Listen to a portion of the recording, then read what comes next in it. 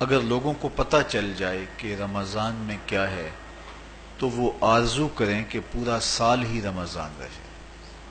اتنی برکتیں اور اتنی رحمتیں اللہ نے اس مبارک مہینے کے دامن میں ڈال دی ہیں۔ یا ایھا الذین آمنوا کتب علیکم الصیام کما کتب علی الذین من قبلکم، کہ اے ایمان والو تمہارے اوپر روزے فرض کیے گئے ہیں جس طرح تم سے پہلوں پہ فرض کیے گئے تھے۔ کیوں فرض کیے گئے؟ وجہ کیا ہے؟ لعلکم تتقون، تاکہ تم متقی بن جاؤ، تم پرہیزگار بن جاؤ۔ تو روزے کی فرضیت کا نتیجہ تقوی کا حاصل ہونا ہے، اتقاء کی دولت کا نصیب ہونا ہے۔ تو اس آیت کریمہ میں تین چیزیں بیان کی گئی۔ سب سے پہلی، اے ایمان والو تمہارے اوپر روزے فرض کیے گئے۔ پھر دوسری بات، جس طرح تمہارے سے پہلوں پہ فرض کیے گئے۔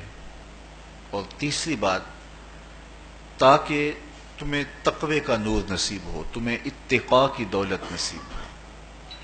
تو ایک تو روزے کی فرضیت کا حکم دیا گیا، اور دوسرا یہ تسلی دی گئی کہ یہ بھوک اور پیاس کی شدت تمہیں ہی نہیں کاٹنا پڑے گی، تم سے قبل بھی لوگ یہ عبادت کرتے رہے ہیں، اور وہ اس مشکل عبادت سے تقوی کو حاصل کرتے رہے ہیں، اور تمہیں بھی ہم اس راستے سے تقوی نصیب کرنا چاہتے ہیں۔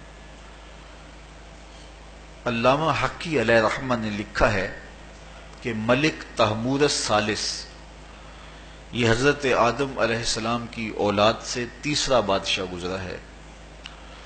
اس کے زمانے میں قحط پڑ گیا تھا، تو اس نے اپنی قوم کو یہ حکم دیا کہ ایک وقت کا کھانا آپ کھا لیں اور ایک وقت کا کھانا بچائیں، اور وہ قحط زدہ علاقوں میں بھیجیں۔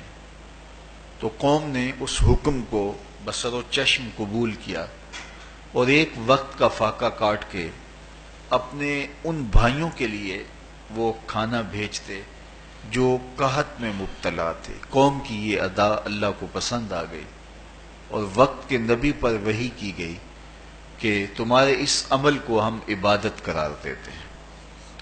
تو حضرت آدم علیہ السلام کے بعد متصل ہی یہ عبادت فرض کی گئی، اور پھر جتنی بھی ملتیں، قومیں اور امتیں آئیں ان میں روزے کی تحسین کی گئی اور روزے کی تلقین کی گئی۔ روزہ اس لیے فرض کیا گیا کہ تمہیں تقوی نصیب ہو جائے، اتقاء کی دولت نصیب ہو۔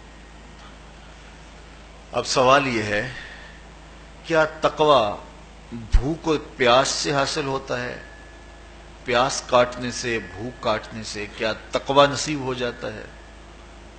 صبح سے لے کر شام تک روزہ رکھنے کی تلقین کی گئی۔ یہاں ناروے میں اور مختلف ممالک کے اندر 20 گھنٹے کا روزہ ہے، اور ہمارے بھی یہاں 16-17 گھنٹے مسلسل شدت کی گرمی میں بھوک اور پیاس کاٹنا ہوتی ہے۔ اتنا طویل دورانیہ جو بھوک اور پیاس کاٹی ہے، اس کا مقصد رزق بچانا نہیں ہے، بلکہ وَيُزَادُ فِيهِ رِزْقُ الْمُؤْمِنِ، ماہ سیام میں مومن کا رزق بڑھ جاتا ہے۔ آپ اپنا بجٹ دیکھ لیجئے، باقی مہینوں کی نسبت ماہ سیام میں آپ کے اخراجات زیادہ ہوتے ہیں اور کشادگی ہوتی ہے۔ تو یہ کوئی خوراک بچاؤ مہم نہیں ہے، بلکہ رزق تو بڑھ جاتا ہے، لیکن اس کے باوجود 20 گھنٹے، 17 18 گھنٹے پیاس اور بھوک کاٹنا، اس کا کوئی مقصد ہے تو وہ مقصد قرآن نے بیان کیا کہ اس کے نتیجے میں تمہیں اتقاء کی دولت ملے گی، تمہیں تقوی کا نور نصیب۔